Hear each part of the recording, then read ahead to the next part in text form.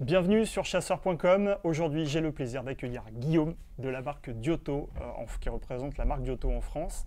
Guillaume, aujourd'hui, est là pour nous parler des produits de la gamme Diotto et notamment donc, de deux produits que nous avons sous les yeux, le modèle Graphite et le modèle Beccacia.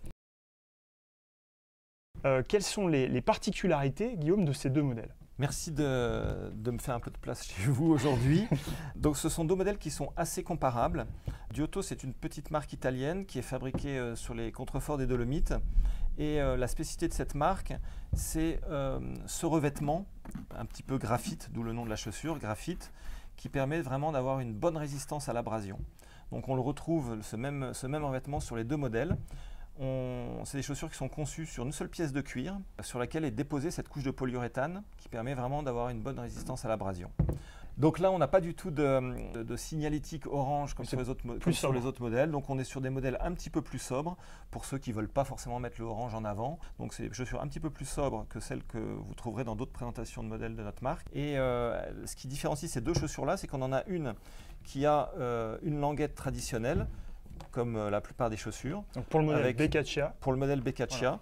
Donc là, c'est toujours une seule pièce de cuir avec une double pliure. Et sur ce modèle-là, le modèle Graphite, là, on a une seule languette unique. Ça, c'est un brevet qu'a la société Diotto, qui permet d'avoir une grande ouverture et puis une pliure unique.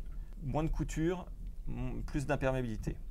Donc voilà un petit peu. C'est la particularité, vraiment spécificité de Diotto sur cette pliure-là vraiment particulière. L'intérêt, c'est d'avoir cette languette bien au milieu de la chaussure pour avoir un appui tibial qui est vraiment bien centré sur la languette et de ne pas avoir la languette sur le côté, souvent qui permet d'avoir un petit inconfort au fil des heures. Donc là, on a vraiment le pied va bien se positionner et on va gagner vraiment en confort.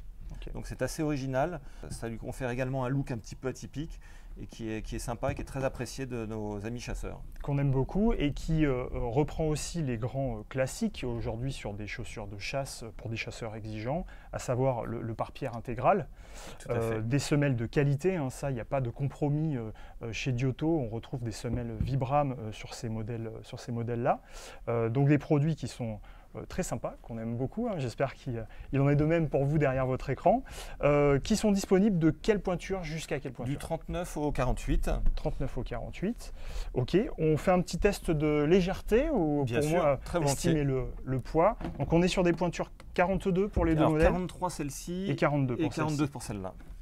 Donc le modèle Graphite, nous sommes sur 773 grammes en pointure 42 et pour ce qui est du modèle Beccacia, hop, 766 grammes. Donc c'est quand même des chaussures très très légères par rapport à ce qu'on peut trouver sur les marchés et surtout extrêmement bien finies et qui, j'en suis sûr, viendront satisfaire bon nombre de chasseurs. Merci beaucoup Guillaume. Merci Jérôme. Et à très bientôt sur chasseur.com.